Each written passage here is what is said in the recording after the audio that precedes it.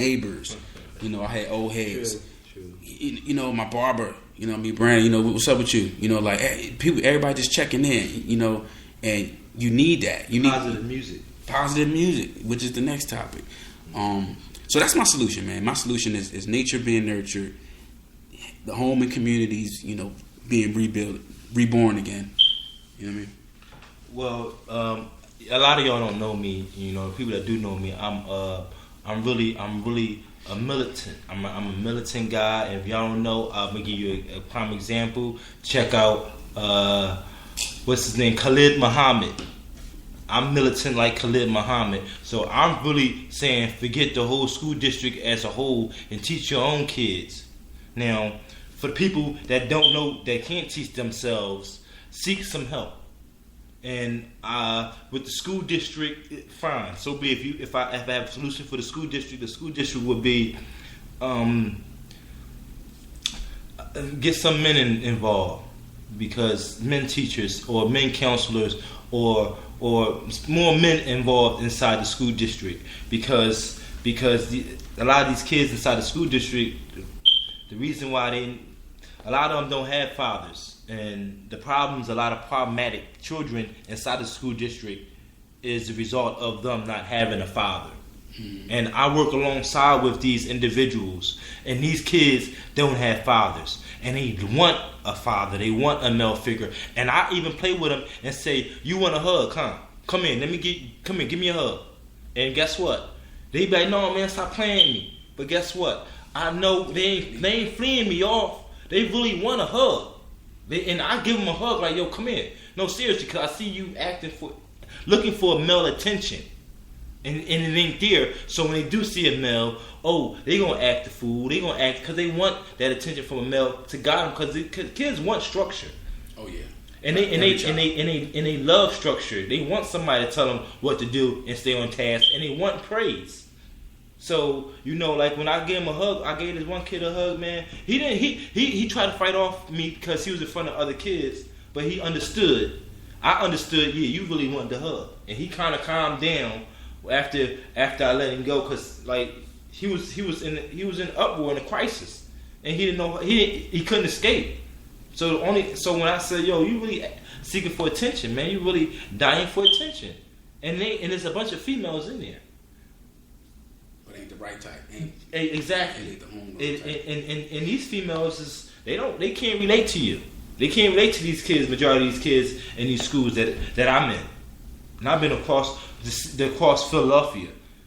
Not just in 5 schools. I've been in like 10, 15 schools. Substitute teacher and others. So, you know, I have experience, and I'm talking from experience, from hands-on, physically, my eyes. So I really think men need to be involved. And I'm talking about men. I'm not talking about kids and boys. I'm talking about men that understand they understand what's really at hand here, because we're on the verge of losing a whole generation, and just not this generation, the next that's going to come after them. Oh God, I can't even. You imagine what Keith kid's doing right now, Armand? Oh man, like. Hey, you got to break down Keith. Well, Keith. Sorry about that. Me and Brandon worked together at a summer camp about 12 years ago. Like, I don't know, 12, 13 years ago.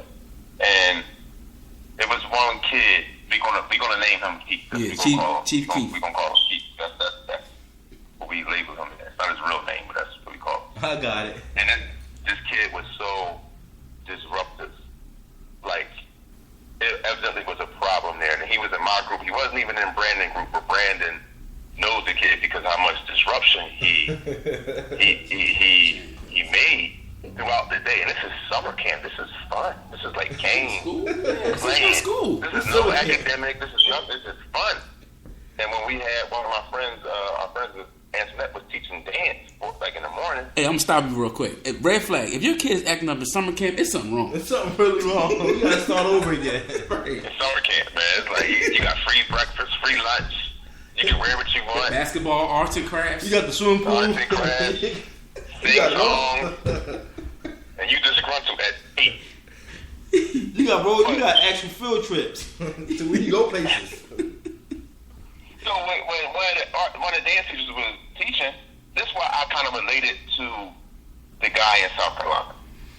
This kid was about 11, I think. He thinks he was 11. I think he was 12. So he was in my group. I think he probably was 11, 12. So he was so aggressive, and he wasn't small. So when the teacher said he had to get in line, like he snapped on her, cussed her out, everything. So she came in the hallway and got me and said, "You got to escort him out of here." So when I get in there, he's already at 100. He's going off, so he's cussing in front of me, throwing stuff. So I grabbed him by his shirt. You know, we took a walk. We took a nice little walk down them steps. You know what I mean? We let a little, you call it drag or whatever. I ain't touching him, but I grabbed his shirt because he was so disruptive. I don't know when he was done to anyone in the class. The teacher, I grabbed him, joked him up out of there. And sometimes it calls for that because he was a definite problem. One time he was, I'm gonna give you 2 stories to this kid. He was so mad about, I think somebody didn't pick him on the team. Or he got picked by a team that he didn't want to be on. So he was so angry, and they started teasing him. You know, kids start joking around, "Shut up, you whining like a little girl." And so he got so mad because the other kids were laughing. He was crying, and tears was coming out of his eyes. He was like, "If I had a gun, I would blow your head off." Wow. And I was like, this kid is not lying. Because he was so enraged. You better believe it. He was so enraged and he was crying. I'm like, there was no fake tears. I'm like, something is simply wrong with this kid. And it's like, me and Brandon always say, people always talk, but give or take, a lot of teachers got about 4 keeps in their classroom. 4. You cannot function in a classroom when you got 4 keeps. You can't. No, that's an understatement. It's not 4. It's about 6. 6 to 7 of them in the classroom. It's just some of them need to be triggered. And once they see that we have a student that want to defy authority, we're gonna do it too. We're gonna do it too. And I'm in a classroom where we got 8 kids in there, and all them Chief Keefs. I think Keith was like the most unstable we could get though. You know what I mean? Like me and Dan worked with some kids, and I'm gonna say none of them was on Keith level. Wow, none of them? No, bro. Wow. This kid, keep in mind, y'all, this was 12 years ago. We still talk about this boy. that was 2005. Me and Brandon, we are frightened because we think he has children. That's 12 years ago.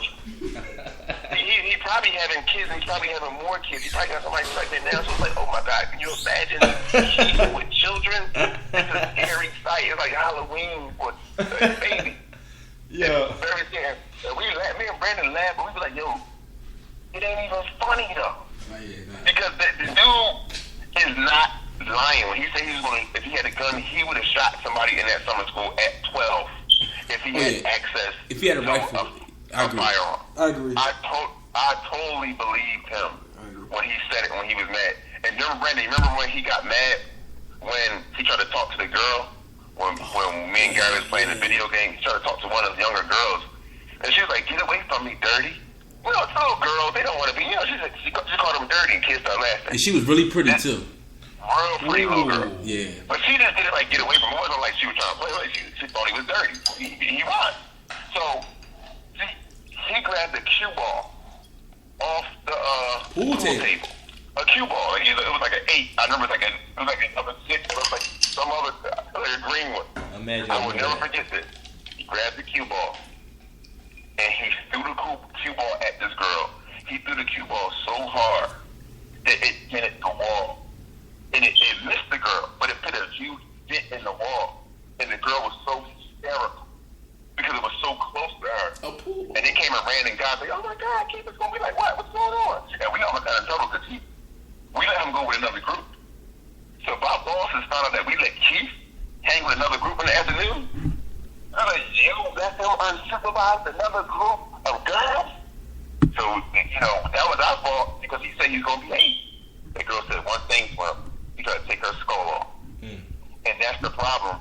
You have so many children. And Keith had a lot of issues at home. You know, I think I'm not sure, but I think he had a lot of, I remember he had a lot of issues at home. Yeah. So the problem is, with the school district, you guys can time on this, we're not equipped to have something like that in the school. They're not trained for it. Yeah, that's not the school's job. Mm-hmm. It's nothing. The school's job is for you to come to school and get an education and go home. Mm-hmm. It's not your job to be daddy. It's not your dad's job to be mommy. So this is social problem that everybody picks on the school. When the school is just there to educate you for a few hours a day, and you go home. When you get your bachelor's, come home. When you get your bachelor's of education, you're not taught about behavioral health and mental health management. Mm-hmm. That's just not expected upon you. You do lesson plans and stuff like that, differentiated instruction, all that stuff. And we know where they went wrong too. And you guys gotta hear this because you guys are in the school. I'm trying to get out, but you guys are still in. But when they allow to have inclusion in the school, when they allow special ed to be with general and honors to be in the same classroom. Because you had these special ed teachers like, well, you don't want to make them feel bad if they come a day in a special ed class. I don't care. He shouldn't be in here. He should be in another classroom because we're holding back the kids that's in general ed. When I went to high school in Shelton, man, it was special ed, it was general ed, and it was honors. I was in honors first, and I kindly took myself out of honors because I couldn't keep up. So I went to general ed, but I was right with my group. But when you link all of them together, I'm like, this dude is, I'll be damned if I'm in the classroom and somebody reads on a 7th grade level and we in 11th grade. I'm like, excuse me, why are you here? You need extra help because he can't keep up with us. Yeah. And I can't keep up with him. Yeah. And I can't keep up with the kids in honors. They going at their own pace. I'm going at my own pace, and the kids going. But they made it inclusion where all kids are in the same classroom. So you have a big burden on the teacher where they have IEPs. So they got individual education plans. So you don't make one lesson plan for the class. You make a lesson plan depending on where the kid is at. So you may have like 7 kids on different levels. You got to make a different lesson plan for each student on top of the general ed lesson plan. Are you kidding me? So I got a cape on under my suit. I'll let Dan close it out, but I want to say, so like the home aspect to me is a solution because like when I was in elementary school, I went to Willow Hill, and which is a part of Abington School District, and let's just say that our general American education system is more pervy to a Caucasian learning style. Mm-hmm. You know what I mean? So they had me like diagnosed 3rd grade like ADHD. You know what I mean? And my mom was like, "What?" My mom's a teacher herself. Like my mom was a teacher at the same time I was going to school, and my mom like immediately like got me retested. She got a second opinion somewhere else, and it came back different results. And my mom said, no, like thank you for your information. They offered me the IEP services, all that stuff. Mm-hmm. And my mom accepted it, but she's like, I'm not going to put him on medication. Mm-hmm. I'll just work with him. I'm work with him at home. So I learned through an 8-hour school day, and I learned and I relearned again. You know what I mean? At home for 2 or 3 hours. Every single day, my mom sat with me every single day, and the stuff that I didn't understand, she taught me in the way that I learned because she knew how I learned.